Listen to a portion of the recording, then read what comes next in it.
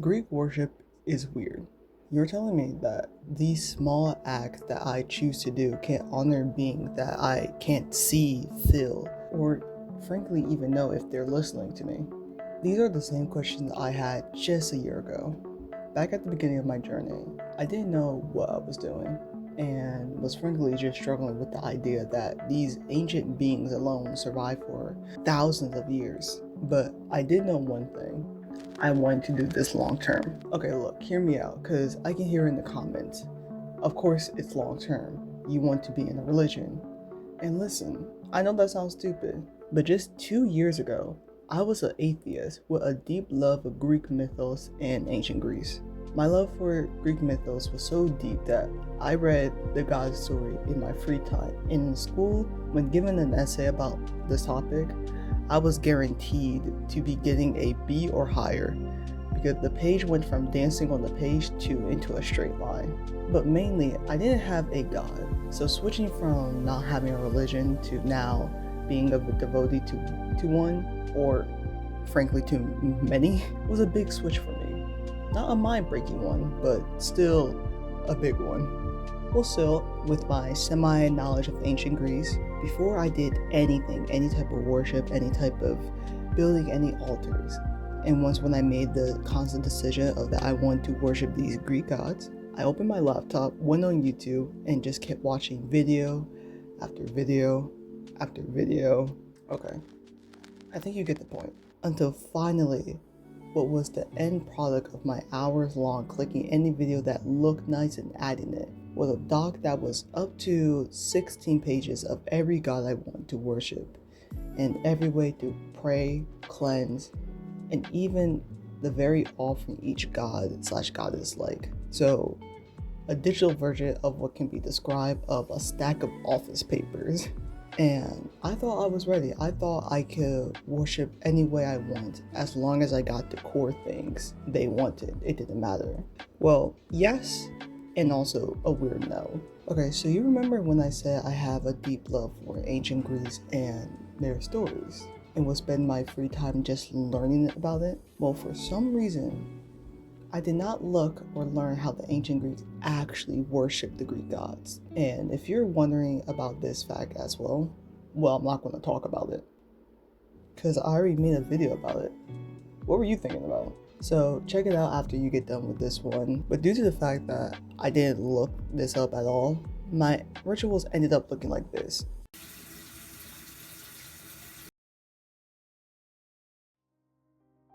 Okay, what else do I have to do? For the past year before making that video, I thought I could go from basically not doing anything religious to doing the most deepest, heaviest spiritual work, which of course you can't do. I mean, I thought I'd need to be meditating for 6 hours and have my altar lit from dusk to dawn.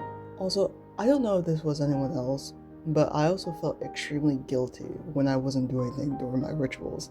I always felt like I need to be busy. But guess what? This heavy, high maintenance routine caused me to burn out, and burn out hard, to the point where I just didn't do my ritual for months and became very inconsistent. This sense of inconsistentness and not really feeling connected to the gods made me question what I was doing wrong, and in a sense, made me back up to make me ask, what can I do that makes me feel deeply connected? So what did I look at and what am I doing now differently to slowly pull myself out of that long months runs? Building a routine. Now, I talk about this a lot on the channel about the gods who I worship.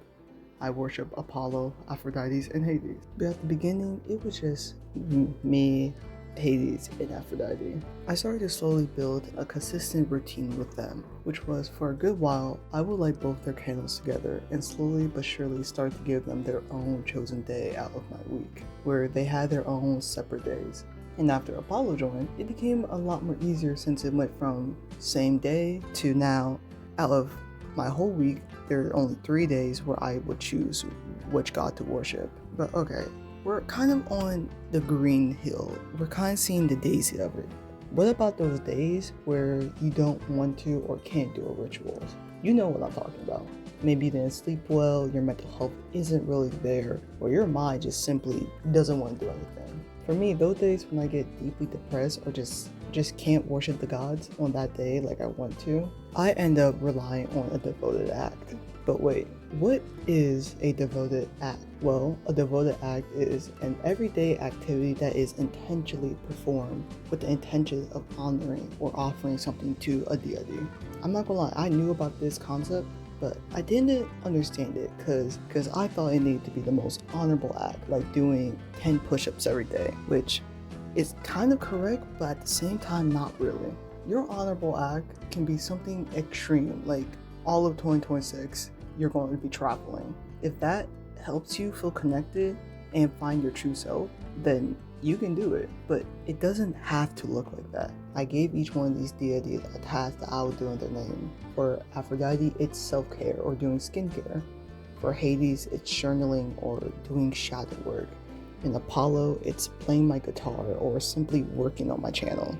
And when I tell you simply having these tasks made me feel more connected to the gods than I ever been, would be an understatement. Because I stopped having the mindset that they're not there or feeling abandoned, because each task every day is my own little way of honoring that deity. And just a reminder, these are my ways of how I show devotion to the gods. You don't have to follow the same way.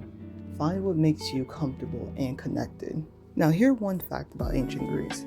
The ancient Greeks had a deep love and had a strong mindset when it comes to worshiping the Greek gods, because it was a part of their daily life and one of the things they spent their whole lives doing. But they strongly believed that during your ritual was only focused on the gods, which means having a session where you're focused on the gods and focusing on the relationship with the gods is way better than anything else. Now, I follow the mindset of that as long as you're 1% better than yesterday, you're good.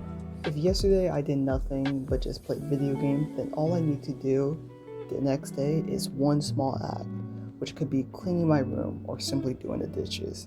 Cause let me be real, you don't go from 0 to 100 with the snap of your fingers, unless you're a demigod. And I don't think I have Achilles' children watching my videos or as my fan base. I got the champion army though, but you guys are still mortals under that helmet though.